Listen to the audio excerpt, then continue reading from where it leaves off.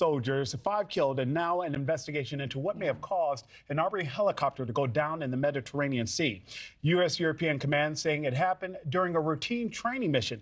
Tom Dempsey has the latest updates as we wait to hear more about the victims. And Tom, it's another example of how no training exercise is ever routine. Yeah, that's right, Nick. And, this morning, the exact cause of the crash remains under investigation, but the U.S. military saying it happened as a result of an accident, nothing related to any sort of enemy fire. According to the Department of Defense, the crash happened in the eastern Mediterranean Sea during a routine air refueling training mission. Now, also, the Washington Post cites 2 defense sources saying that troops got sent to the region as part of the U.S. military presence in response to the Israel-Hamas war. Right now, the U.S. has thousands of soldiers in the Middle East, as well as at least 2 aircraft carriers and over a dozen warplanes.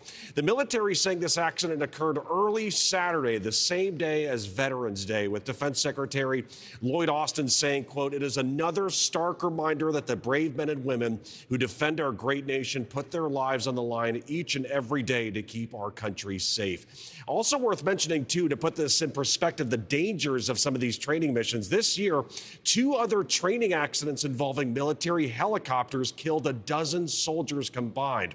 One took place in Kentucky in March when 2 Black Hawk helicopters crashed during routine training. 9 soldiers died in that. Then, just a few weeks later, 2 Army helicopters collided while returning from training in Alaska, killing 3 soldiers. After the 2 crashes, the Army actually grounded aviation units for more training.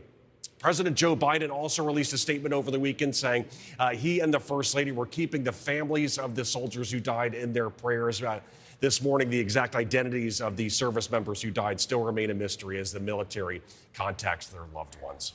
Adrienne? Yeah, such a tragedy. Tom, thank you so much. Thank you for watching. Go to newsnationnow.com to find News Nation on your television provider. And don't forget to click the red subscribe button below to get more of News Nation's fact-driven, unbiased coverage.